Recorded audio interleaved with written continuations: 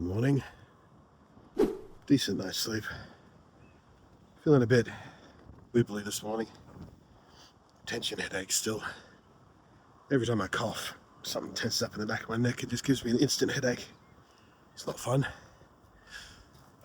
Cough is getting slightly worse, I think. I think I better get some more medicine.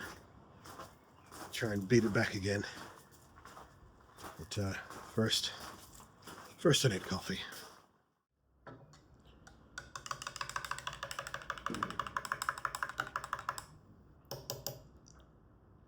The return of Pocket Spoon. Oh, this is my pocket. Here it is. Let me tell you what. I am getting sick of this cough lingering.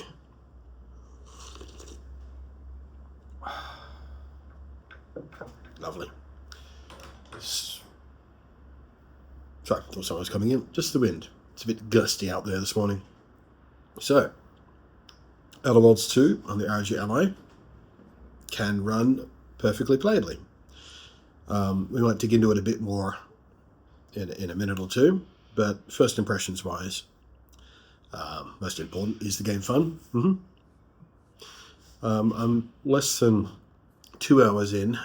I spent about 2.5 hours with it last night. Didn't mean to play that long, just kind of sunk into it. But that 2.5 hours represented not pure gameplay, but some fiddling with the settings and crap like that as well. But yeah, first impressions of the structure of it, the mechanics of the role-playing and the characters and the dialogue and all that sort of stuff.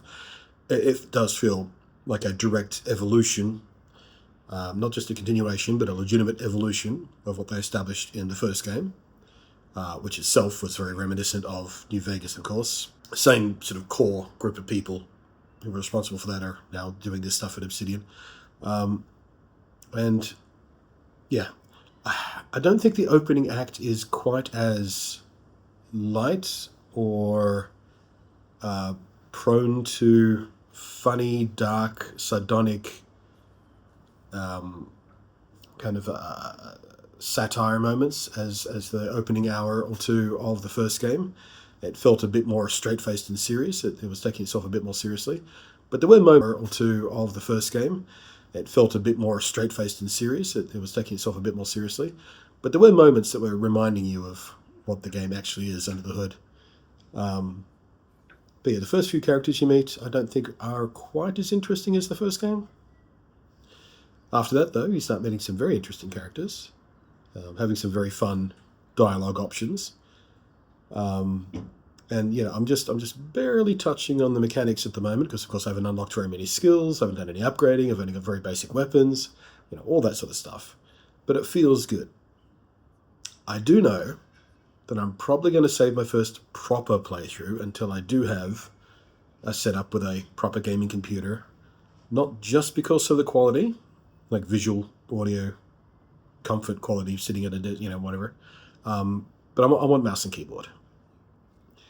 Like, the game is perfectly playable with controller, and there's even very finely adjustable snapping and lock-on and aim assist options if you want to sort of fine-tune that, if you don't feel terribly comfortable trying to aim ranged weapons with your sticks.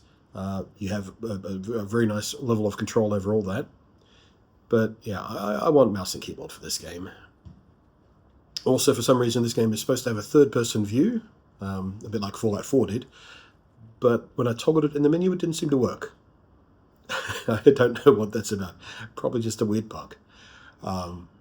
So I couldn't test third person. I did play a lot of Fallout 4 in third person.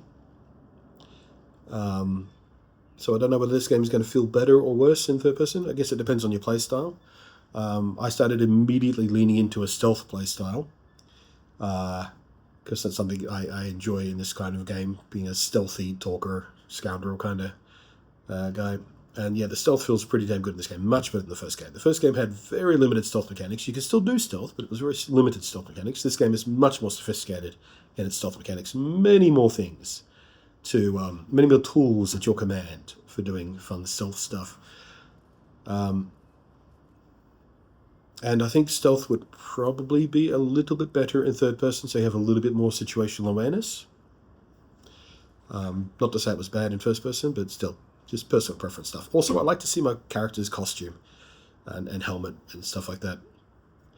It's one of the main reasons I played in third person in Fallout 4 is because I was dressed as the the Silver Shroud. Oh, I can't even do the voice right now. My throat's so buggered up. But yeah, I can already tell I'm going to spend even more hours in the Outer Worlds 2 than I did the first one. And I'm going to definitely do more playthroughs. Already I can tell there are other avenues of gameplay choices that I'm thinking about other characters to play through as. But yeah, I'll probably keep pottering around in it a bit, but I'm not going to sort of take it super serial or plow through the main plot. If and when, I get opportunities to play on the ROG Ally as I'm, homeless vanning around. I'm going to save it until I can sink it in properly, solidly for many, many hours at a time with no, battery limit or no comfort limit, curled up in the back of a van when I'm sitting somewhere comfortably at a desk, at a proper gaming computer with all the things turned up and the ray tracing on and, the game's looking and playing as good as it can. And I've got mouse and keyboard. And more than likely sharing that experience live with my stream peeps over on Twitch, because it's always fun to talk through and have a conversation about the actions you're taking as you're role-playing a character in a game like this. I very much enjoy sharing that experience. So yeah, I'm not going to finish the game, certainly not. And not going to put in dozens of hours. But I'll probably put in, I don't know, 2, 4, 5 more hours pretty easily just dicking around in it. Just to chip off some of the FOMO. But yeah, we'll talk about performance in a minute. But I did actually get an opportunity to update Fallout 76 and Monster Hunter as well. If I get an opportunity to, I've got solid enough Wi-Fi or something that I can play those online games. They're currently updated and ready to go. Although Sod's Law being what it is, it'll probably need another update by the time I do have an opportunity to actually play them. But I thought, well, while I'm here, I might as well just let them update overnight. And they did. I did, however, forget to let my Switch update. I think the only game I really care about updating on that at the moment that isn't already updated, my Pokemon's updated, it's fine. But No Man's Sky. I'm like 2 updates behind on that on my current install on the Switch 2, I think. And that contains content I wouldn't mind diving into, so I'd like to have it sitting there ready if and when opportunity and a desire arises for that. But anyway, I'm going to finish my coffee in peace and start packing up the van. And then we move down to Ballarat. Haven't had any breakfast. I don't feel like having breakfast right now, but I'm guessing by the time I get to Ballarat I'll want something. Then dry cleaners, then kill some time, then inspection. The day should go reasonably flowy. We'll see how much I'm thinking about the game. See how deeply it's got its claws into me already, how often it enters my mind as I'm cruising around my day today.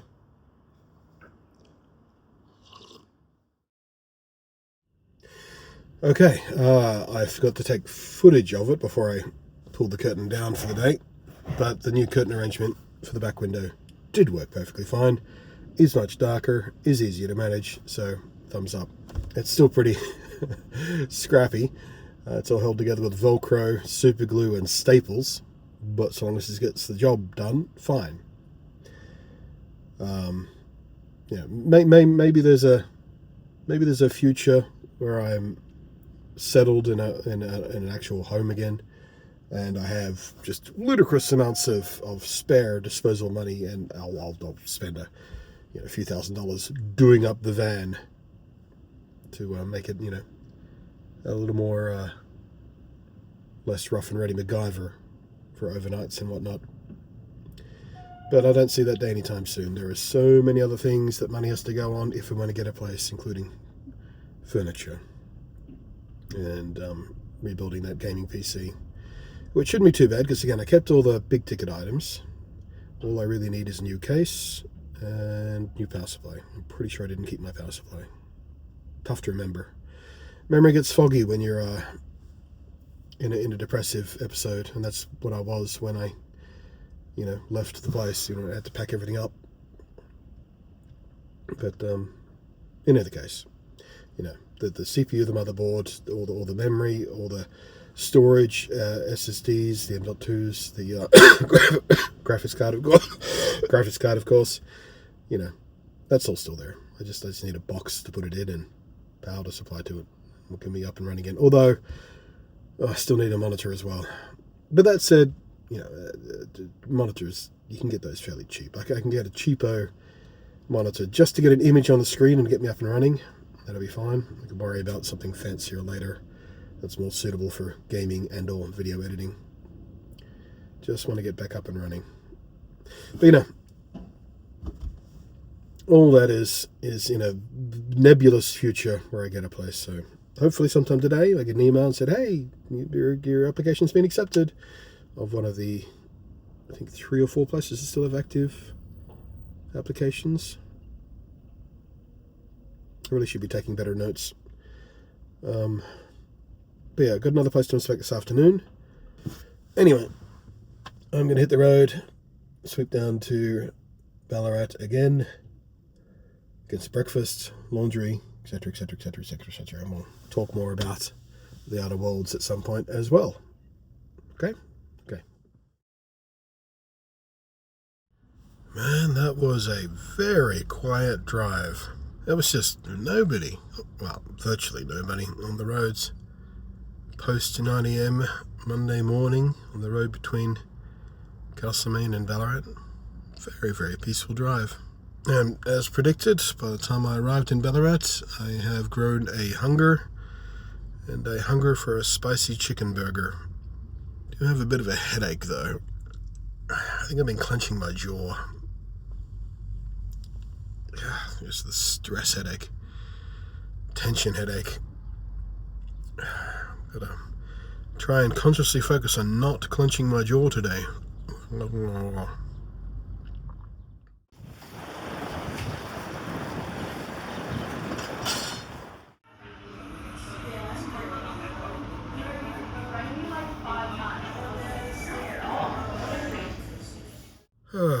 that was generally unpleasant. The burger was good. Fries were good. I tried one of their boosted BWS apostrophe D coffees. Apparently a new item. It's just a double shot coffee, basically. Just branded to be edgy or something. So I got the boosted iced coffee thing. It wasn't good. It wasn't good. And there was a guy sitting in there with his laptop, just doing a Zoom call or something. Without headphones, of course. And there was also some sort of construction going on in one of the back rooms. So every now and again there was the high-pitched noise of power tools. One of the least pleasant dining experiences that I've had recently. That didn't do my tension headache any favours, tell you that much. Next up, laundry, but laundromats, they're noisy too. I might go sit by the lake for an hour or two and then do the laundry. Getting a little bit windy out there. One might even suggest the use of the word gusty. According to the weather report, it's about 8 degrees Celsius out there, so reasonably chilly, but I'm perfectly comfortable in that temperature. But with the wind chill factor, apparently it's making it feel like 1 degree Celsius, which is barely above the freezing temperature of water, if you were out there dealing with the imperial measurements in Fahrenheit and watt. Because, of course, in metric, water freezes at 0, at least at sea level. Because, you know, that's just a sensible place to put that number. Dear, oh dear, oh dear. Thankfully, the weather report also says this gusty weather will calm down by the late to mid-afternoon. So hopefully tonight, when I'm trying to sleep, I won't be dealing with that noise. Gonna have to go into digital Zoom territory. Ew, grainy. Those little birds are just hunkered down against the wind. Well, just heard back about that property we inspected late last week, the previous mystery property that only had external shots, etc., etc., etc. The one that the agent said I would probably hear back on Friday about, so heard back on Monday morning instead. That's not so bad. Denied, rejected, nope. But at least I know there are some applications that just sort of hang in the air, and eventually you notice the property is removed from the real estate site. So, they must have rented it. Well, nice of them to tell me that I didn't get it. I'd rather get a message going nope than just not just fade away wondering. But yeah, another one down. Bump, bump, bump. Another one bites the dust, etc. Something. Bummer. Guess that was it was an alright place. Man, I am getting increasingly sensitive today. Like, it's not a bright day out there, really, by any standards, but every time I'm outside, it just feels incredibly bright. You know when you have a hangover and bright lights? Yeah, it's a little bit like that, except without the pounding headache or any of that sort of hangover-y stuff, but that's what the visual sensory overload feels to me sometimes. It's the closest way I can get it. I can describe it to someone, who is an autistic or otherwise neurodivergent and has sensitivity issues. I'm usually a bit photosensitive, but not extremely. Like, I can be outside, in sunlight and not want to tear my own eyes out. But sometimes, some days, it gets a little worse. Like, the auditory stuff for me is usually pretty consistent. I'm very sensitive to sound pressure, and din and stuff. Tactility is always a thing for me as well. Sometimes smell, sometimes light. Very rarely taste. I don't have much of an issue with taste.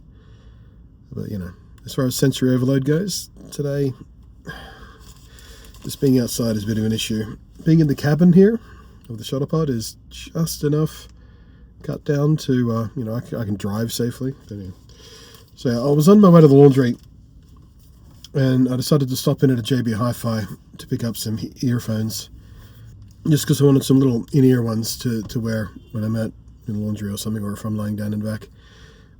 The big over-ear ones, I do have a big set of noise-cancelling ones of those. I'm not even sure which box or bag they're in, but they're sometimes cumbersome to take around with you.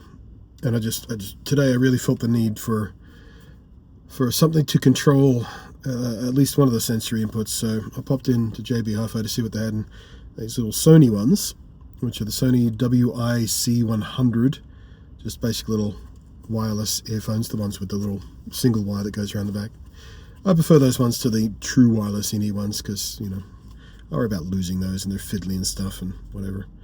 But yeah, these were marked down from $64.95 to $39.95. So I thought, might as well grab, a decent brand as opposed to the crapo cheapo ones that I could have got for about the same price otherwise. So yeah, let's, okay, we've got a few different earbud silicone covers in there as well. Good. Alright, let me get these set up and we'll see what they're like. Okay, verdict is they're comfortable enough. That's fine. And the sound is pretty decent, actually, for a relatively cheap pair of earphones. Not bad at all. They will do the trick perfectly fine for listening to music and or scrolling through loud social media when I'm in public spaces. So I don't become one of those other people that I complained about last time I went to the laundry. Just watching social media and scrolling through TikTok or Instagram or whatever it is, just at max volume in a shared space like that. Not one of those people. And they actually dull out a fair amount of external sound as well. Like, they're not actively noise cancelling, but they're earbuds, so, obviously they do block the ear canal somewhat, so should be moderately helpful. And, of course, they're teeny tiny, so I can easily carry them with me, as opposed to the big bulky headphones.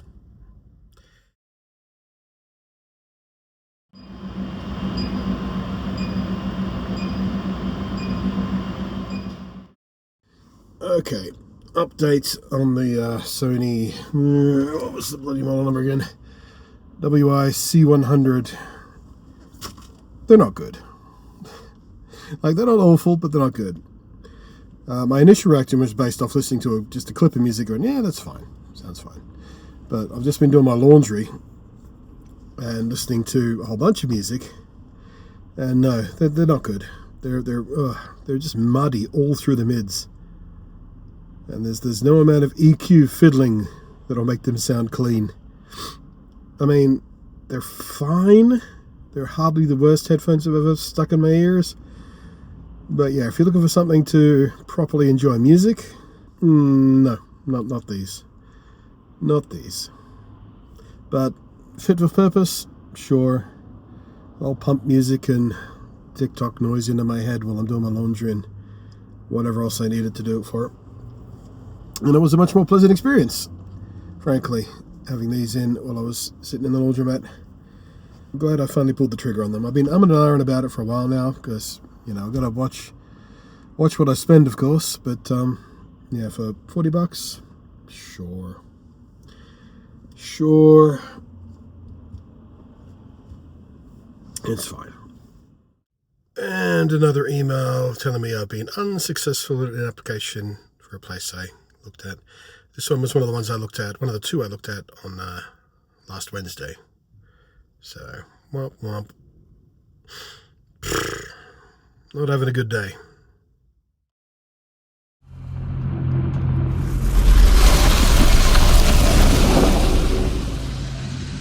Right, so I've pulled up near the next place I need to inspect. Got a couple of hours to kill, which I'm going to spend just sitting in the back of the van here, I think. But it gives an opportunity to talk about the performance of the Outer Worlds 2 on the ROG Ally Z1 Extreme. As you might have seen in yesterday's video, just on its default settings that it chooses for that device, in the opening act of the game you get about 40 to 50-ish frames a second at 1080p with FSR 4 set to performance mode. If you play through about an hour and a half worth of the game, get through the prologue and all that sort of stuff, and you get to the first planet, performance takes a dump. Because then you're out in open spaces instead of little corridors and stuff, so that's to be expected, which is why I played through to that point to test the performance. But you're still getting at least, like, your floor is still 30 FPS, and usually sitting at sort of 40 something, which is pretty much ideal for that game. It is not a, well, you can play it heavily shooter if you like, and if you do want that, you might want to fiddle with some settings to get higher, more consistent frame rates. But the kind of gameplay that I tend to do in this style of game, at least for my first couple of playthroughs, is a bit more slower, more deliberate, heavily focused on the dialogue trees and things like that. And in particular, I've been testing a stealth build for stealth kills, and you don't need super high frame rates for that. You're not looking at you know, snap firing, especially not dealing with the sticks on the thing. Like if I was playing mouse and keyboard, it might be a different question, but with sticks, it's fine. So yeah, so you can do sort of 720p resolution, use FSR or XeSS. I ran into a couple of interesting artifacting in grass, in particular, on that first planet, where different upscalers were doing hideous things. So you might want to play around with that and which sort of setting in which upscaler you're using is going to get the cleanest result for you. I went with a reasonably high setting on FSR 4 in the end, and the grass is slightly well behaved. In the end, though, I wound up going to a 900p, and you can sort of sit there with medium settings at 720p and be pretty happy about things, except for draw distance, which I put out at high because, well, I want to see stuff in the distance. I don't like pop-in, so that was always one of the priority settings. But then I started playing around with 900p because I just wanted a little more clarity, a little more, you know, detail in the things I was seeing on the screen, just to make identifying stuff a little bit easier, especially when I'm sort of trying to do little snipe shots and stuff. And with that, you want a sort of mix of sort of medium and low settings. Maybe just go all low because the difference isn't that stark. The game still looks pretty good at that point. So yeah, if you're looking at playing on one of these handhelds, the ROG Ally Z1 Extreme, I think that's your baseline these days. The other The other current handhelds that are out there are all more powerful than the Z1 Extreme. Some are just a little bit more, some a little, a little bit more again. But yeah, the point is, if you are hoping to play this game on a handheld, a modern handheld, yeah, you should be able to get away with it just fine. I was very happily pottering away for a couple of hours worth of that game, sneaking around and stabbing people in the back of their knees and stuff. But again, like I was talking about this morning, I think I'm going to save my proper playthrough till I do have a proper system with mouse and keyboard.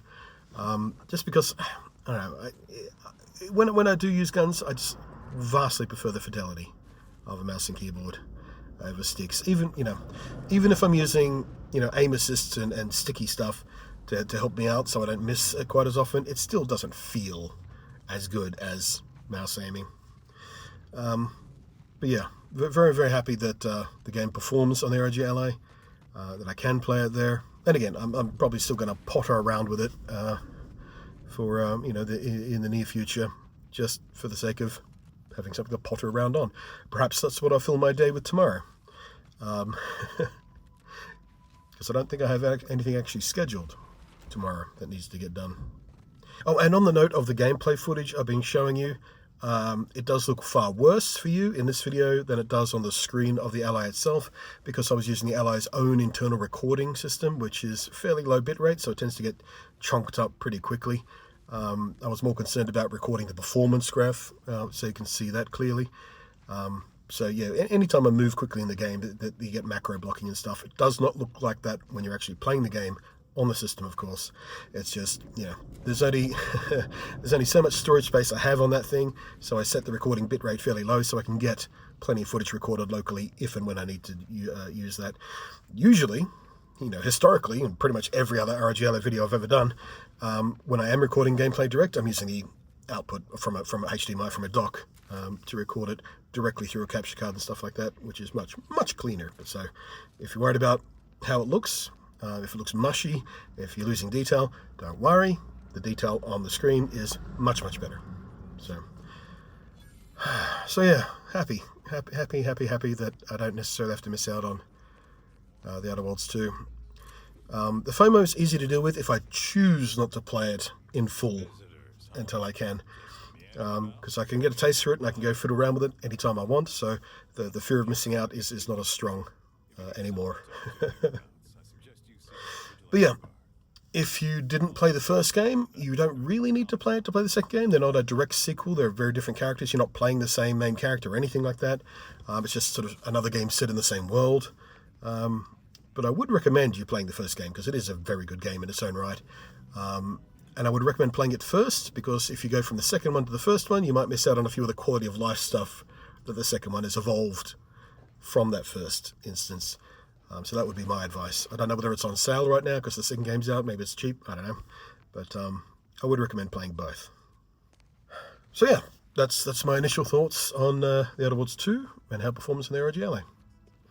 Now I'll just need to wait for that appointment time to go inspect this place. Hope it's good. Seems like it's good.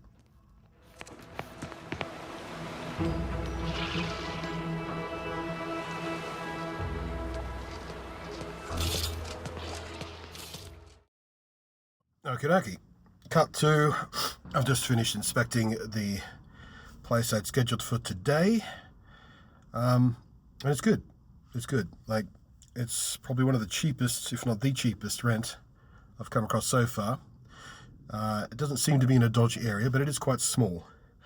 But, considering the last two flats I was in Sydney didn't even have separate bedrooms, they were just bedsit style stuff, it's got a separate bedroom, and even what you might call a study, where I could set up a workspace. The amount of floor space available isn't ideal for, say, VR, for example. Might make that content a bit tricky, but frankly, I don't make that much VR content anyway, and haven't done in a while. But I do like to have a standing space for it at least, but I could probably figure something out. Very small concern in the scheme of things. The place was very tidy, well kept, well put together. Seemed nice and quiet as well, like it's on a quiet street and everything. So yeah, definitely applying, of course I am.